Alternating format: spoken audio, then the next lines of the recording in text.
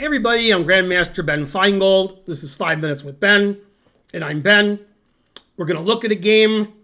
I was trying to find a British player to look at a game with, and I thought of John Nunn.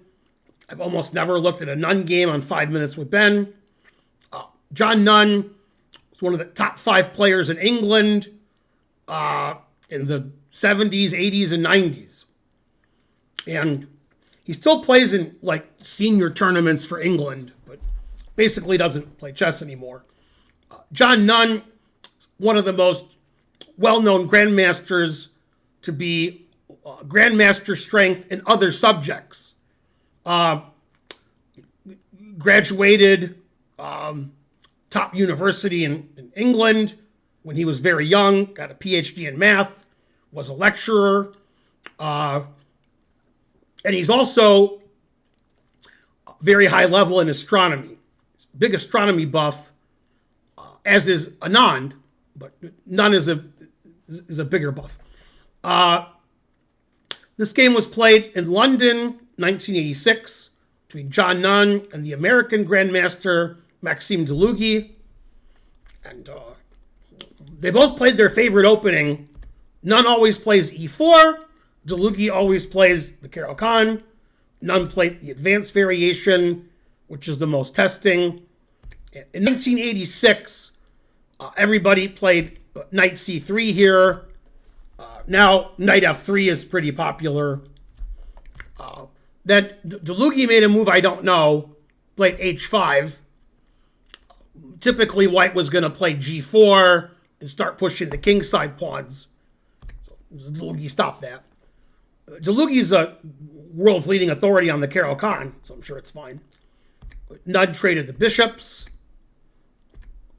Knight f3. White has a big lead in development. Dlugy is eyeing the f5 square for the knight. See, I told you.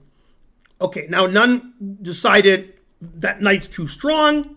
So Nunn played knight e2. So his c pawn can start moving, and he can play knight g3 and trade off the knight. Knight g3. Dlugy didn't want to trade for the g3 knight. G3 knight has nowhere to go, so he played knight h4, trying to trade these knights.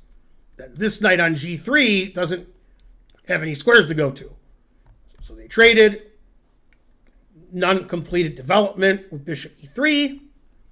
Dlugy decided his queen wasn't good on h4. Might want to play h4 later. He played queen d8. Nunn decided to try to open the center. So he played rook d1. Wants to play c4. And the knight has the f1 square to retreat to in case of h4.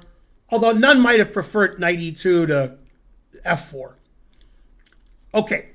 In this position, Dlugy came up with the losing plan because if black does nothing, then he just has less space.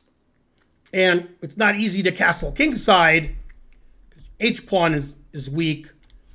Not easy to castle queenside, because that seems suicidal. White can push all these pawns. So Dlugy decided to play for counterplay with c5, which is typical in the Carol Khan, but Nunn having his pieces on the d file makes opening the center a bad idea for black. Black's king is on e8. So Dlugy played rook c8, wants to play c5. Nunn played b3, wants to play c4. And they did.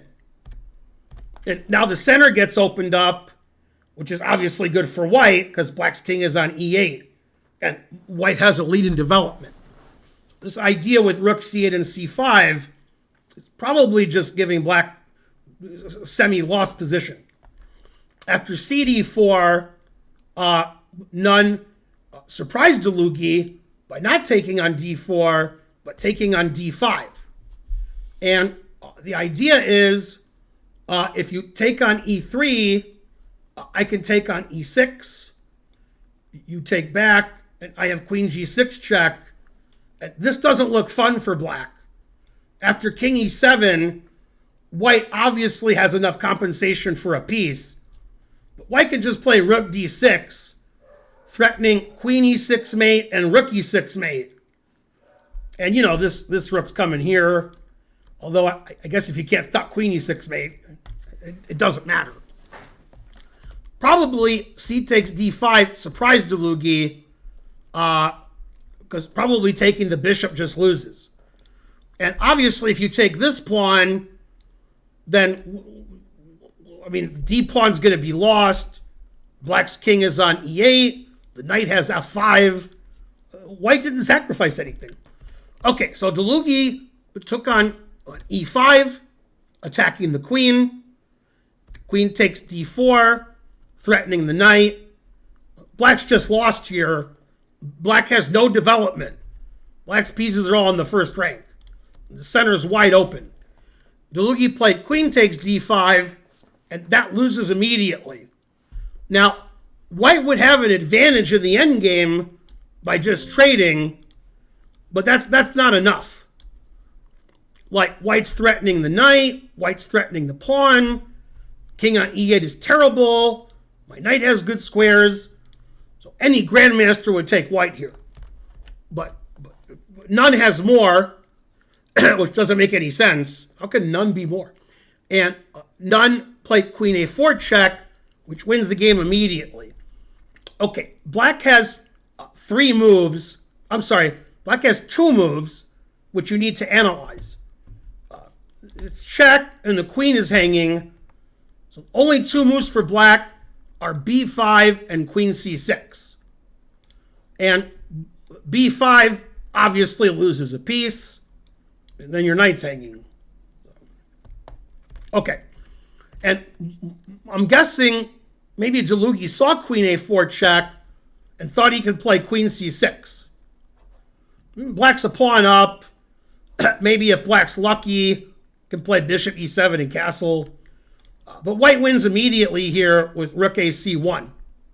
With the skewer, if you take the queen, I play the intermezzo, rook takes check, and then I'm wondering if white has mate here, but I was just going to take the queen.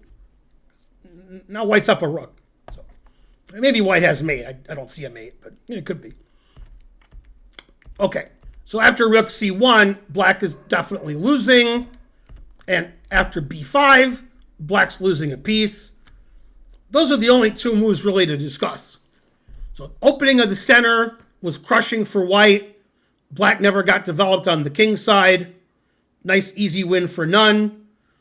Nunn was one of the top 10 players in the world for quite a while. And if you get a chance, go to Wikipedia and look up John Nunn, N-U-N-N, and you'll see about his astronomy and math also, and his scholarly work as a student. Really smart guy. And Garry Kasparov once famously said that Nunn could never become the world champion because he's too smart. If Nunn took 100% of his energy and focused it on chess, then maybe. But Nunn had other interests like math and astronomy, and so when he was a grandmaster, he was lecturing at Oxford. So truth hurts. I'm Grandmaster Ben Feingold. Please like and subscribe and leave a comment. And I'll see you guys next time. Bye.